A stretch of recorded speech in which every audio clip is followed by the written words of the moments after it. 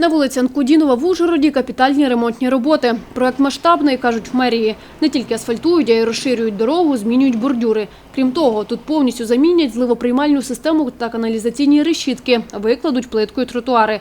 Кошторис робіт – 11 мільйонів 300 тисяч гривень. Міський голова Ужгорода Богдан Андрієв сподівається, що ремонт на Анкудінова ще й значно розвантажить вулицю від постійних заторів.